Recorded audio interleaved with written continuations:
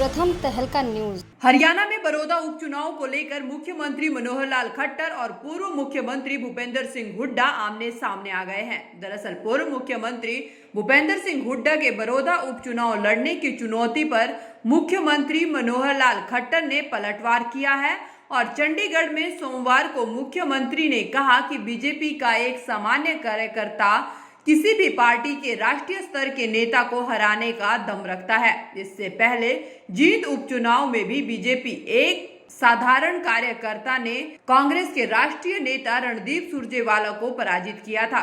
यदि भूपेंद्र सिंह हुड्डा चाहे तो एक बार फिर ये प्रयोग कर सकते हैं। बीजेपी का एक सामान्य कार्यकर्ता भी चुनाव लड़ने का दम रखता है। उन्होंने प्रयोग करके देख लिया है।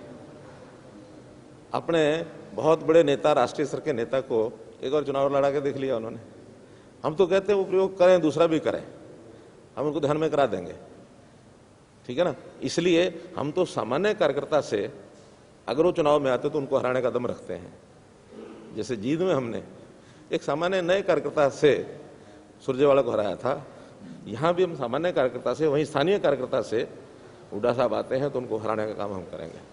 वहीं चुनाव के लिए 2 दर्जन से अधिक उम्मीदवारों के नाम सामने आने पर मुख्यमंत्री ने कहा कि लोकतंत्र में हर कार्यकर्ता की इच्छा चुनाव लड़ना होती है और इसीलिए जब भी चुनाव होता है एक सीट पर अनेक कार्यकर्ता टिकट के दावेदार होते हैं, लेकिन बीजेपी में अंतिम फैसला केंद्रीय चुनाव समिति करती है। लोकतंत्र में स्वाभाविक है कार्यकर्ताओं की इच्छा रहती है चुनाव लड़ें, लेकिन हम पार्टी के नाते से हमारी जो रीति नीति है, कार्यपद्धति है, ये कोई पहली बार नहीं है। हमेशा हर सीट के ऊपर दर्जनों और कई बार तो इससे भी ज़्यादा कैंडिडेट होते हैं।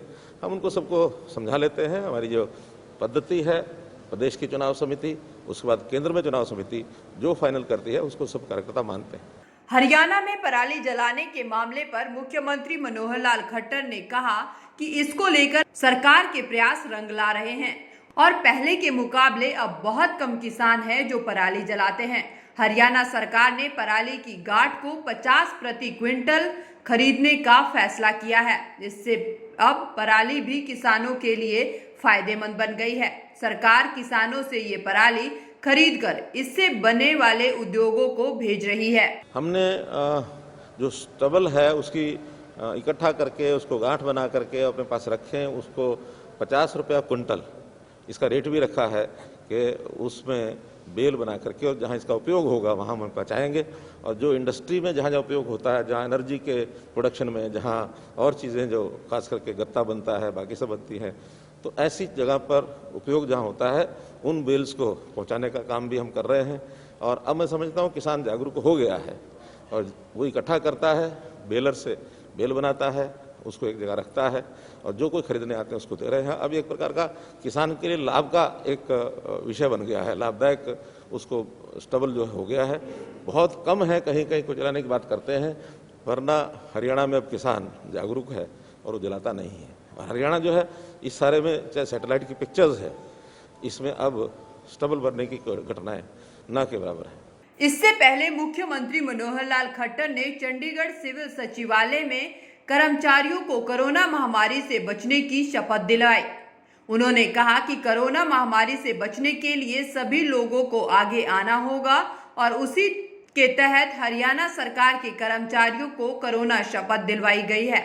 इसके अलावा विभिन्न सरकारी विभागों में सरकार मास्क लगाने पर अधिक जोर दे रही है। जहां पर मास्क नहीं लगाते वहां पर 500 रुपए का चालान तक किया जाता है। जरूरतमंदों को सरकार की तरफ से फ्री में मास्क भी बांटे जा रहे हैं। देखिए, जैसा हमको मालूम है कि कोरोना की जो महामारी है मार्च से लेकर के और अब तक लगातार चल रही है। इसमें कभी कभी बीच में सुधार भी होता है, लेकिन हमेशा इसमें सावधान रहने की आवश्यकता है। प्रधानमंत्री जी ने आह्वान किया कि समाज के सब लोग, अग्रणी लोग खास करके, उसमें शपथ लें और इस कोरोना की महामारी से बचने के लिए हर किसी नागरिक को स्वयं आगे आना चाहिए। तो प्रधानमंत्री जी की ओर से ही जो उन्होंने स्वयं भी शपथ ली है, उस शपथ को सभी कर्मचारी, सभी नागरिक, सभी संस्थाएं उसको लें। उसी कड़ी में आज जितने सेक्रेटरिएट के जितने अधिकारी थे, कर्मचारी थे, उनको प्रातःकाल 10:30 बजे वो शपथ दिलाई गई है। कोविड से सावधान रहने के लिए। देखिए उसमें कुछ नियम तय किए थे हमने, जैसे खास करके मास्क पहनने के लिए विभिन्न विभाग जो हैं उसकी ओर ध्यान करें। हमारा हेल्थ डिपार्टमेंट ध्यान कर रहा है उसमें, होम डिपार्टमेंट यानी पुलिस भी ध्यान कर रही है, और बाकी सबको भी कहा गया है, मार्केट में भी जितने ट्रेडर्स हैं उनको भी कहा गया है कि अपने ग्राहक को या खुद मास्क पहनने का ये अभियान चलाएं।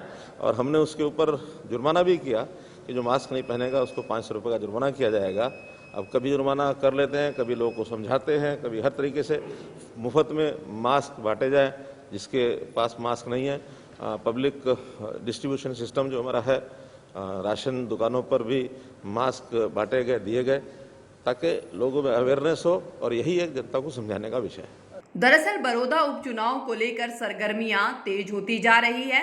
जहां हर पार्टी बड़ौदा उपचुनाव में जीत का दावा ठोक रही है, वहीं आरोप प्रत्यारोप का सिलसिला भी लगातार जारी है। फिलहाल देखना होगा कि आखिर जीत का ताज किसके सर सजता है। प्रथम तहलका के लिए चंडीगढ़ से ब्यूरो रिपोर्ट।